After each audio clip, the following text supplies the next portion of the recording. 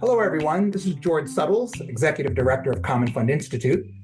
And I'm Amanda Novello, Senior Policy and Research Analyst at Common Fund Institute. And this is Espresso Chats, a podcast by Common Fund Institute, where we deliver short, strong shots of governance and leadership insight. This is a fun episode. This is our recap episode where we look back on the half year of podcasting. It's been great, and we've been having a good time. Just really reflecting on some episodes and themes. Our very first inaugural episode was with Tim Yates, President and CEO of Common Fund Asset Management.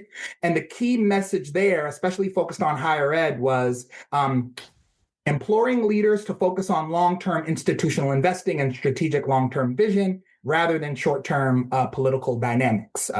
The public policy and political environment has been fraught, to say the least, and Tim really urged us to focus as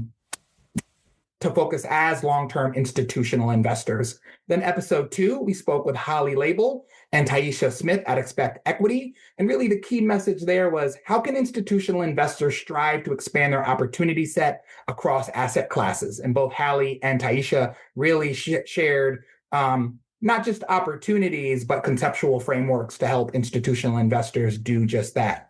Episode 3, we spoke to Joanna Jackson at Weingart Foundation about aligning mission and impact. And the key message there really was focused on how to partner with nonprofits and communities to ensure all resources, both grant making and from the endowment, are aligned with the foundation's mission. Yeah, and I agree, George. It's been a great first season of the show. We served up many shots of governance and leadership insights, and I'm happy to take a shot at the next few episodes just to quickly spotlight those. So the 4th episode, we spoke with Mark Hoeing from Common Fund Private Equity about what's happening in private markets.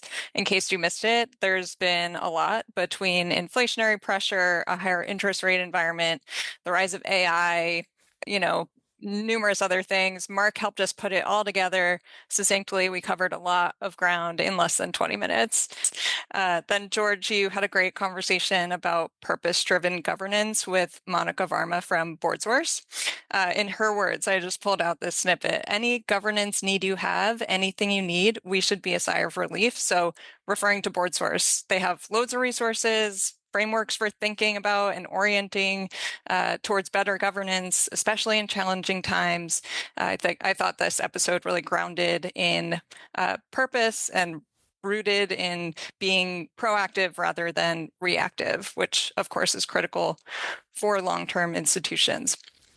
Finally, we recently spoke with Shannon Polk from Ann Arbor Area Community Foundation and Jocelyn Rainey from Brooklyn Org about how community foundations are responding to crises in their communities and the biggest challenges that communities face, and kind of working collectively across different types of institutions and organizations and advocacy and like all these different lenses and avenues for addressing these challenges. And I thought that was a really hopeful episode. They really lifted up a ton of concrete examples for addressing those challenges collectively in their communities. So those were our 6 episodes so far. Speaking of moments of crisis and turbulent times, which I feel like we say in every episode, George, what has inspired you or given you hope about how leaders are stepping up in this moment?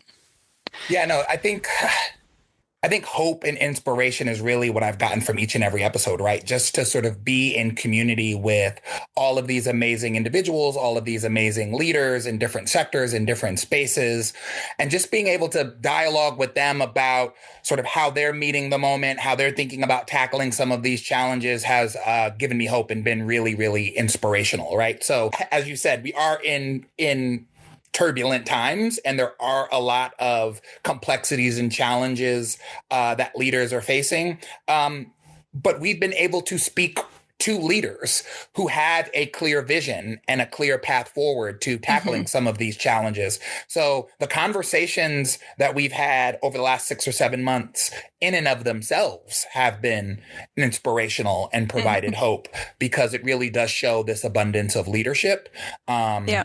that really is that really again is inspirational. I feel like I keep saying inspirational over and over again, but that is the theme, and Hmm. that's really what I've been really excited for each and every episode is that little spark of leadership and inspiration that we get from the folks that we've spoken to. What about you? Yeah, yeah, I agree. I feel like inspiration and motivation, hope, and paths forward have been like the key reasons why we started this podcast. So I feel like kind of mission accomplished there. But yeah, really on a personal level throughout the year, there have been these really like tense, kind of fraught moments that feel like, how is anyone going to move forward from this? And kind of just being able to get on the phone and talk with really smart leaders who are taking really concrete, tangible steps. Like I feel like I said in the recap, like really concrete examples, tangible insights, things that you could bring to your institutions and things that you can, whether it's a mindset, a framework, or, getting on the phone with a certain type of partner and figuring out how to develop relationships and work together better. I just feel like we've been able to get those practical insights in every conversation. It really is indicative of what I think our vision was for this podcast is community. And so leadership can be incredibly isolating and especially during fraught moments. And so the fact that you can look across episodes as a leader and say, right, I'm not doing this alone. Each episode showcases and highlights leadership in a way that does lend itself to community, that does lend itself to shared perspective, that does lead to a sharing of tools, resources, and frames that might help other leaders. Hmm. And so I think, if anything, and maybe that's me being aspirational in terms of the impact of, of our podcast, but I really do think that is something that we thought could be important is that there is an abundance of leadership in the field, in the nonprofit sector, in the institutional investing space, focused on charitable organizations. And so if we can showcase that, then maybe leaders will feel like they're in community with each other in a way that can be especially helpful in these fraught times. So I just wanted to sort of double down on that because you spoke to it a couple of times, but I do think it's important from a leadership standpoint just to be in community with one another. And my hope is that this podcast is contributing to sort of that community. Yeah, and I think that really gets at kind of the mission of Common Fund Institute, right? You always say being in community of learning and practice and sharing our thought leadership and making sure that folks in our orbit and in our broader ecosystem have what they need to succeed. So I feel like it makes sense that we're doing a podcast about this. In addition to all of the longer form content that we have on our website and all of the other resources we're sharing, I think having these smaller or shorter shots, as we say, of insight, hopefully is a helpful way to reach people.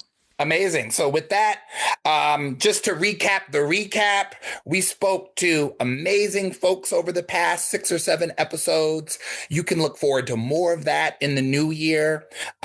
Shared perspectives, amazing conversations. We will be back in January and we'll keep the great lineup coming. You can find us at www.commonfund.org/Espresso Chats and subscribe wherever you get your podcasts. Wishing you and yours a great holiday season and new year. Thank you all for listening. We'll see you in 2026.